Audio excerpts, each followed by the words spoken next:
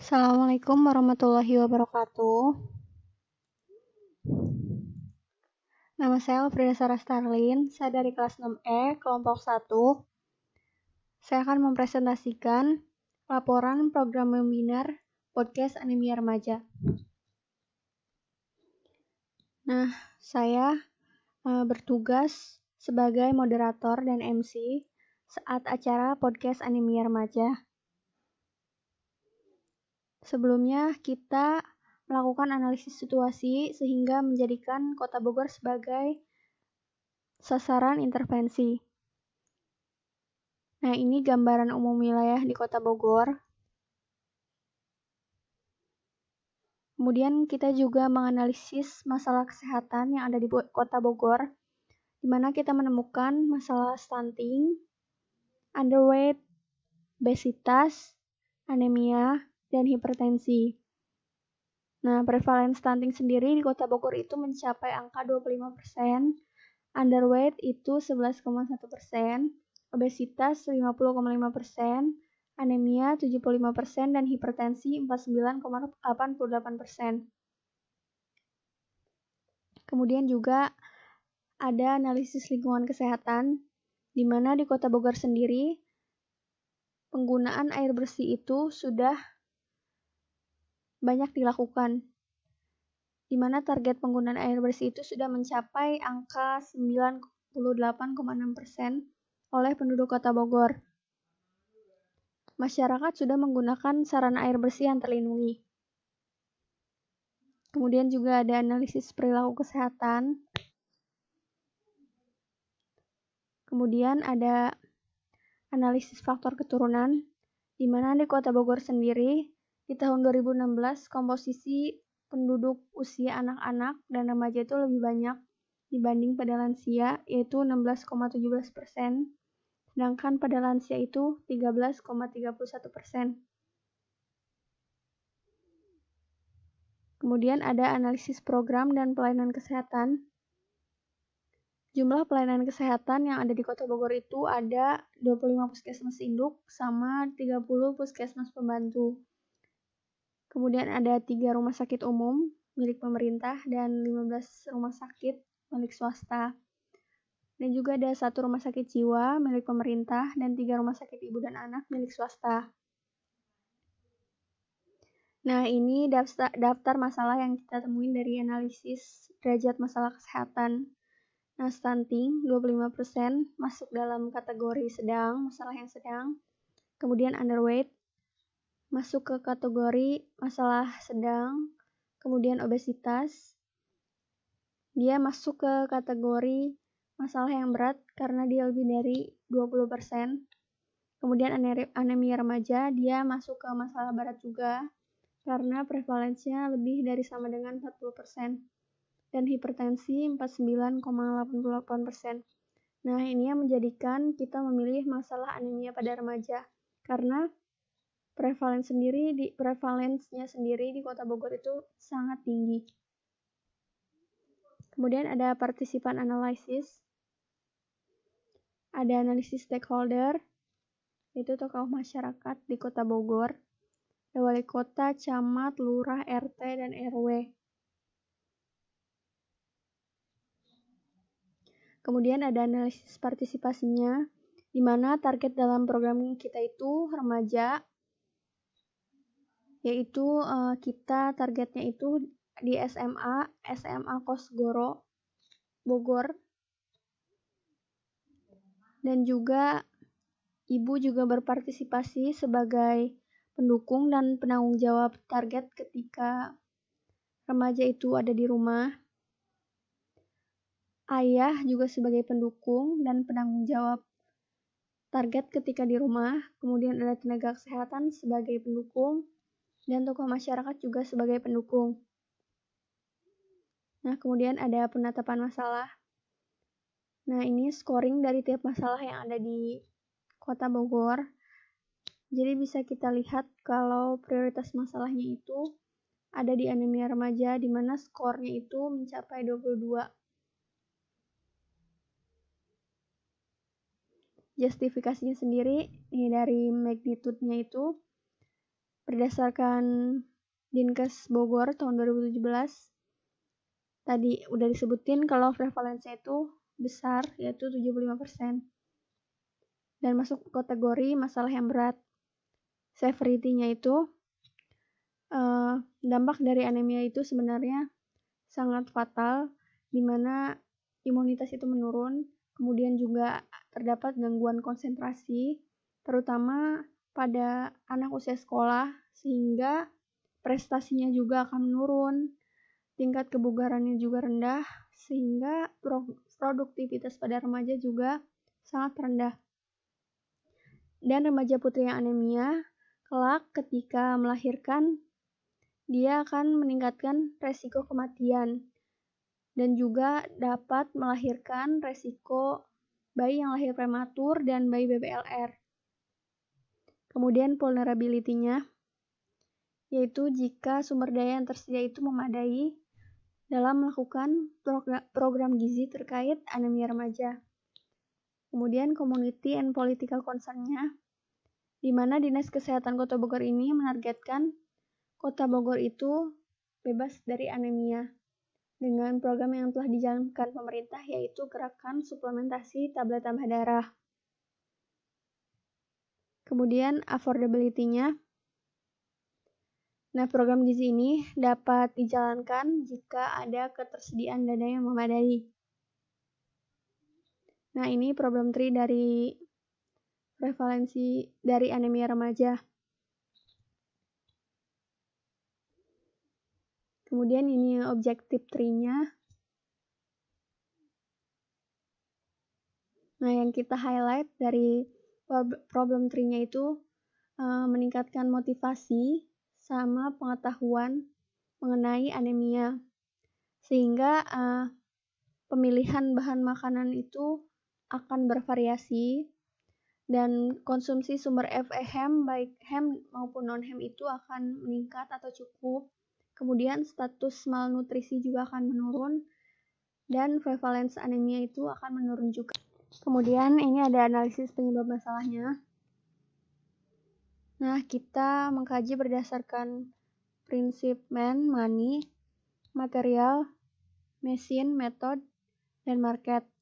Di mana dalam man ini karena rendahnya pengetahuan dan sikap remaja putri dalam terkait anemia. Kemudian money, cakupan pendanaan suplementasi TTD juga masih terbatas. Kemudian ada rendahnya pendidikan, status sosial, dan pendapatan keluarga.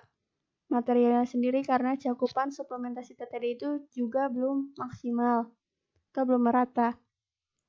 Mesinnya sendiri sulit terhadap akses pangan karena lokasi geografis atau tempat tinggal. Dan metode, yaitu sosialisasi terkait anemia pada remaja juga masih kurang.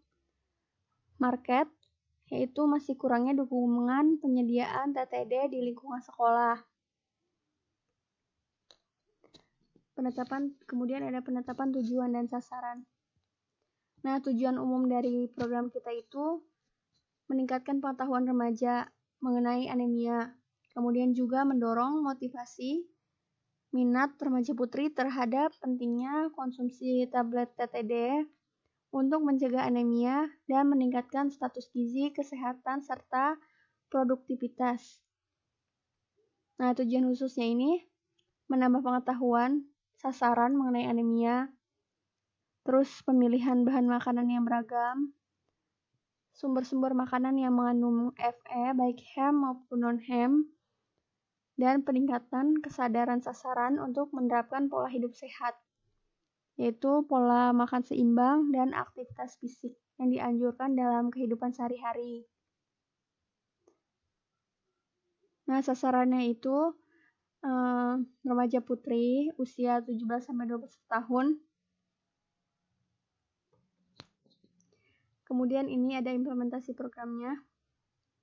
Nah, tujuan jangka panjang dari program podcast anemia gizi ini sebenarnya spesifiknya itu kasus anemia remaja putri di Kota Bogor yang dapat diukur dari feedback peserta melalui sosial media.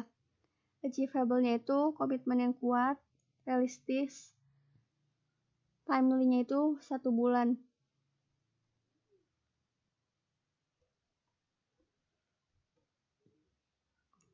Nah, tujuan jangka pendeknya itu selain itu meningkatkan pengetahuan remaja putri di Kota Bogor. Cakupannya itu kelas, jadi kita milih kelas tertentu. Kita milih waktu itu dipilihkan oleh Ibu BK dari kelas 10 MIA 5 dan kelas 12 MIA 3. Kemudian tujuan jangka pendek yang lainnya itu meningkatkan motivasi remaja putri untuk konsumsi TTD.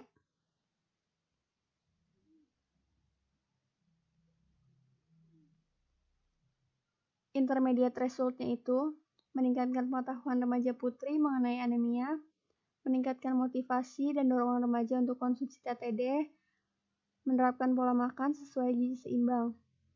Nah, sasaran programnya ini di SMA Kosgoro Kota Bogor.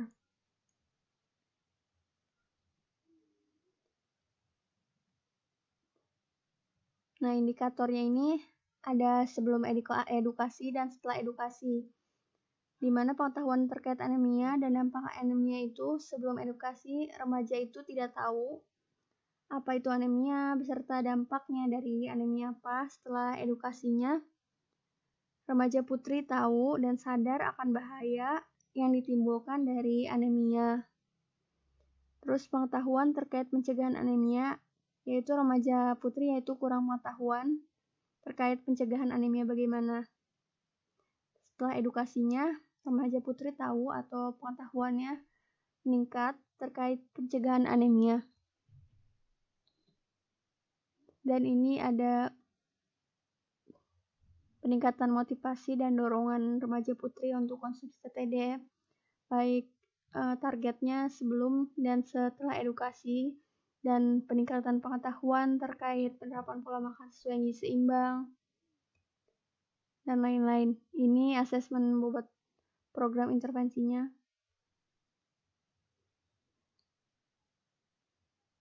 Nah, jadi skor yang paling tinggi itu ada di peningkatan pengetahuan remaja putri mengenai anemia. Ini deskripsi komponennya. Nama komponennya ini podcast anemia remaja. Biaya yang dikeluarkan itu 350.000. Ini mencangkup dana untuk giveaway dan benefit, yaitu pulsa bagi peserta yang telah mengikuti podcast anemia remaja. Podcast sendiri itu merupakan media informasi yang hampir mirip seperti radio, di mana terdapat informan yang menginformasikan melalui rekaman suara maupun video, dan pendengarnya diharuskan mendownload, mendengarkan, dan menonton. Tapi podcast sendiri ini kaya akan informasi tentang anemia pada remaja. Output yang kita harapkan itu peningkatan pengetahuan terkait anemia, pola makan yang gizi seimbang, dan peningkatan kesadaran remaja untuk konsumsi TTD. Lama pelaksanaan ini 5 hari. Ini mencangkup pra-edukasi, yaitu pembagian informasi, kemudian juga pelaksanaan kuis dan pembagian giveaway. Nah, ini hipopoktabelnya. Inputnya ini mahasiswa sebagai narasumber dan panitia.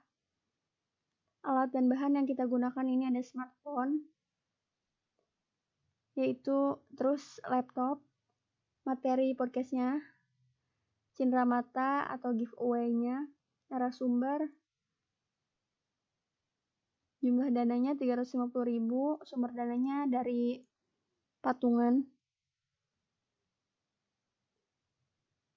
Nah, ini ada prosesnya dimulai dari persiapan, pelaksanaan, dan monef. Outputnya sendiri kehadiran peserta minimal itu 80% dan terdapat peningkatan pengetahuan itu 80%. Outcome-nya sendiri yaitu perubahan kesadaran dan perilaku remaja untuk konsumsi TTD dan makan makanan yang bergizi seimbang. Nah, ini PPM-nya. Overall goal-nya peningkatan perilaku dan kesadaran remaja putri di Kota Bogor dan untuk makan makanan bergizi seimbang sebesar 3%. Peningkatan pengetahuan pada remaja hasilnya. Indikatornya 80% pengetahuan remaja meningkat. Nah, sumber datanya itu kita dapetin dari pretest dan posttest. Nah, ini ada rundown acaranya. Jadi sebenarnya kita mulai itu jam 10, tapi di jam 9.50 itu link Google Meet-nya udah dibuka untuk persiapan panitia dan teman-teman yang lain, peserta yang mau siap-siap buat ngikutin acara podcastnya.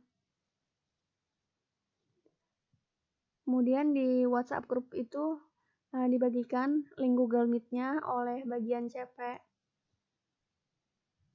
Nah, di jam 10, peserta itu dianjurkan untuk memasuki room Google Meet-nya. Nah, karena kita pembukaannya sedikit terlambat karena masih ada yang belum login, masih banyak. Jadi sempat tertunda, jam 10.16 itu baru dimulai oleh MC. Kemudian pengisian pretestnya sendiri itu 10 menit. Dan pemutaran podcastnya itu setelah pretestnya jam 10.28. Kemudian juga pembacaan kesimpulan dari materi yang telah disampaikan oleh narasumber. Dan ada sesi tanya jawab di jam 11.30. Nah, kendalanya sendiri di sesi tanya jawab ini, jadi cuma ada satu orang yang nanya.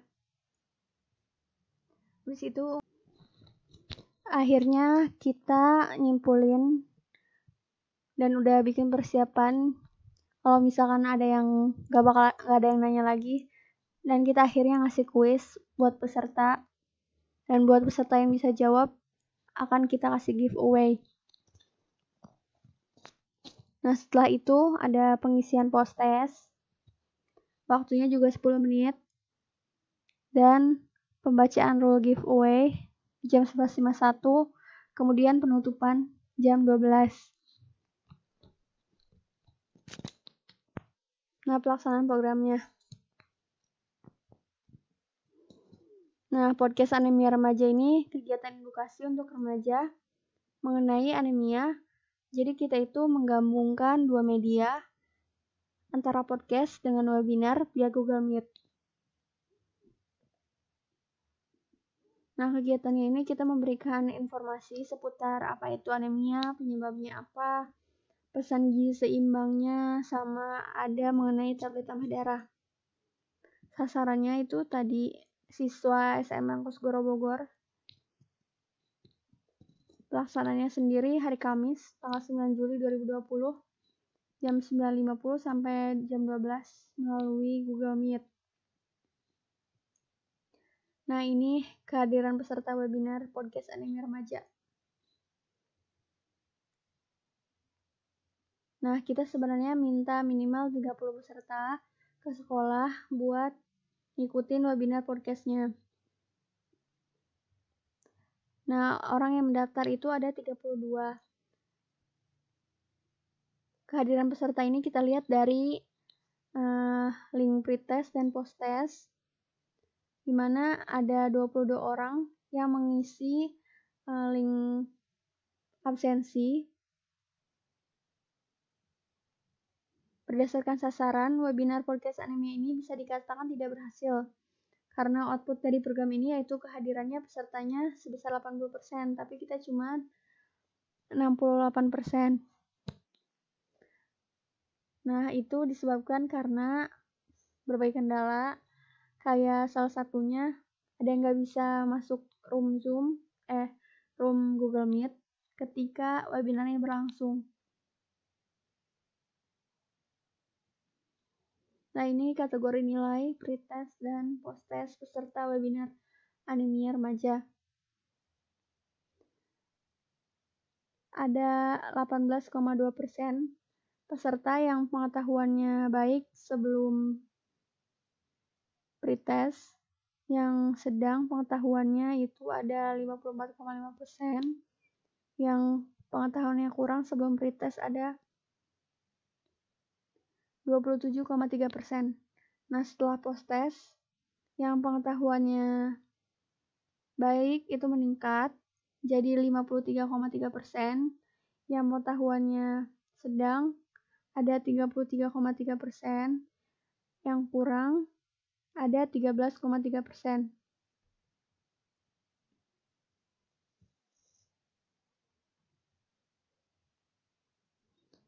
Nah, berdasarkan presentasi tadi, program ini dikatakan belum berhasil karena output untuk pengetahuannya itu tadi 80% juga. Nah, hal tersebut dikaitkan dengan ada peserta yang tidak mengisi posttest dan ada beberapa peserta yang keluar room Zoom karena beberapa kendala, karena misalkan sinyal dan lain-lain. Sehingga peserta yang ngisi pretest sama posttest itu jumlahnya tidak sama. Nah, ini perbedaan nilai pretest dan posttest webinar podcast anemia remaja. Berdasarkan tabel di atas, didapat bahwa terjadi peningkatan nilai rata-rata posttest dibandingkan dengan nilai rata-rata pretest. Rata-rata pretest yaitu 66,13% dengan standar deviasinya itu 12,5. Rata-rata posttestnya itu 78,80 dengan standar deviasinya itu 3,20. Berdasarkan hasil analisis statistik didapat bahwa terdapat perbedaan yang signifikan terhadap pengetahuan remaja mengenai anemia antara sebelum dan sesudah webinar.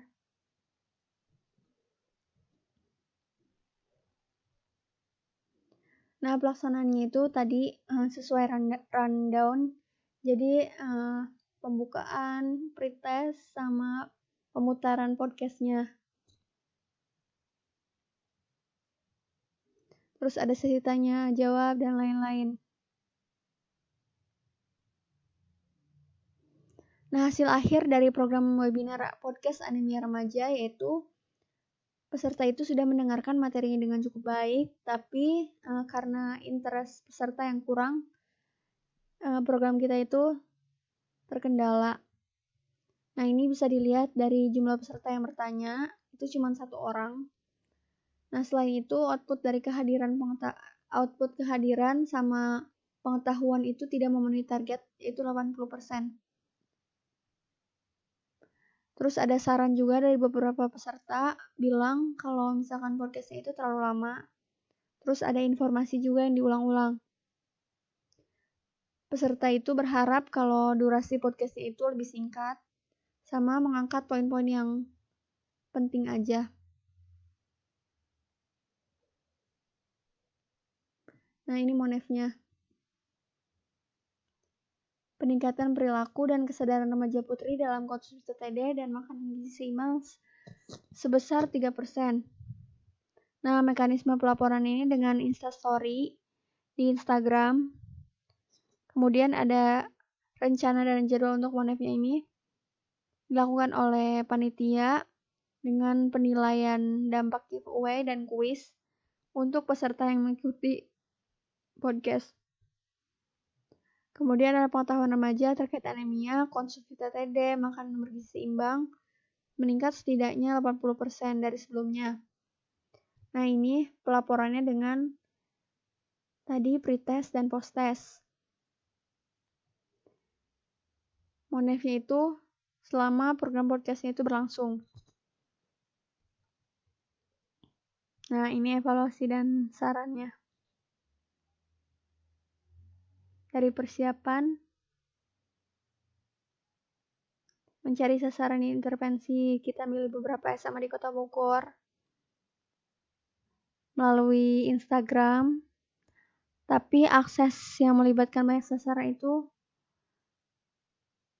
sulit didapat. Jadi kita lewat Instagram aja.